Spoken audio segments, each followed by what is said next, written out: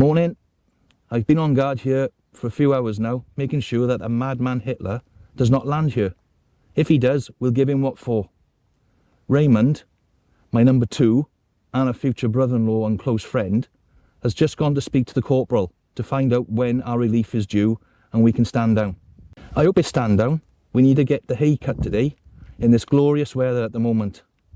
Fingers crossed he comes back as soon as I'm dying for a brew back at the church hall. I'd moved down to Gower from Hereford, looking for work on the farms in the area before the war. I've made some really good friends here. It's 1940 and what a summer we've had. There is nothing but bad news coming from the war. The speed and rate of the Germans advancing across the continent is fast and terrifying. This is called the Blitzkrieg, and the people around the area and Swansea have been fearing the imminent arrival of the Wehrmacht, or the German army. Every evening, as families, we huddle around our wireless to hear the 9 o'clock news read by Alva Liddell. We have the blackout curtains drawn with coals glowing in the grate. We listen but hear very little to raise our sinking spirits, although we could not show this to anybody. One such night, May the 14th, 1940, when things sounded like they were going really bad in France, and following the news bulletin, there was an important announcement made by the Secretary of War. It was Anthony Eden himself speaking to us. He said, "The government has received countless inquiries from all over the kingdom from men of all ages who wish to do something for the defence of their country. Well, now is opportunity. We want large numbers of such men between the ages of 17 to 65 to come forward now. The name of the new force which is now to be raised will be the Local Defence Volunteers. You will not be paid, but you will receive uniforms and will be armed. Give your name to local police station." The response, you can imagine, exceeded all expectations. Within minutes, men were flooding through the police stations where in many cases the local constabulary were totally ignorant of the scheme. The Glamorgan Constabulary police station in the village was overwhelmed. I understand within the day 250,000 men had enrolled in the service nationwide. By the end of June 1940, this number had exceeded to 1.5 million. This far outstripped the expectations of the War Office. So D Company, Reynoldston Platoon, 15th Battalion, Glamorgan LDV was established. Churchill has been marvelled at the response made and the magnitude. This June 1940, he has now called us the Home Guard. We have now become the 15th Battalion, Welsh Regiment, Gower, Glamorgan Home Guard. Well, Raymond volunteered on the 10th of June with the newly formed unit in Reynoldston, and I joined the 11th of July 1940.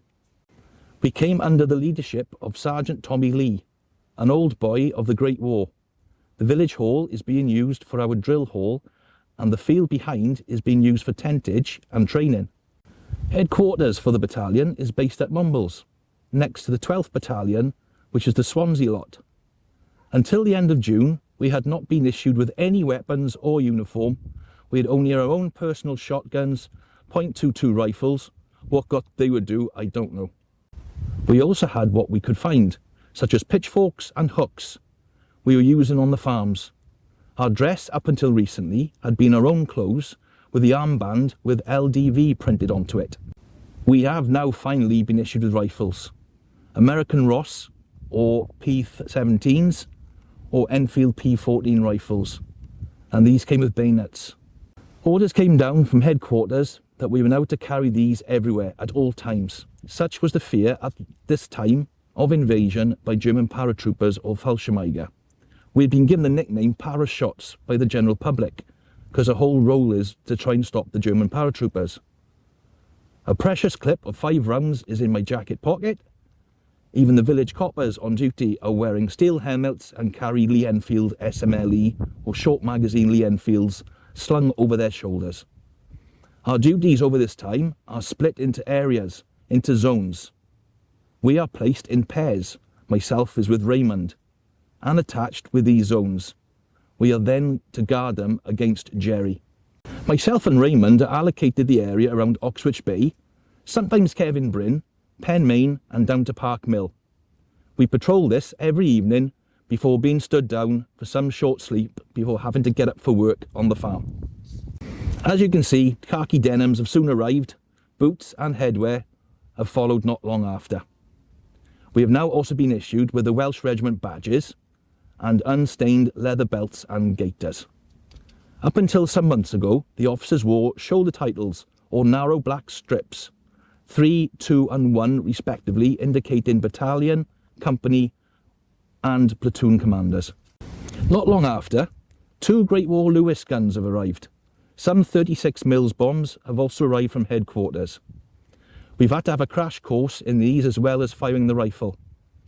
We are fully committed to the cause and to carry out these practices at a location on Kevin Bryn called Moor Mills. This is a list from the August of what we need to carry and must take for action stations ordered. Arms and ammunition, full uniform and suitable underclothing, steel helmet and cap, haversack, respirator, eye shields and anti-gas ointment and field dressings. Food for 24 hours. This is because we are not paid and are different to the regular army. We do not get supplied rations. So once these run out, we have to live off the land, should we get invaded. The corporal will have with him in his haversack a rabbit snare or wire and a small butcher's cleaver and a tin opener.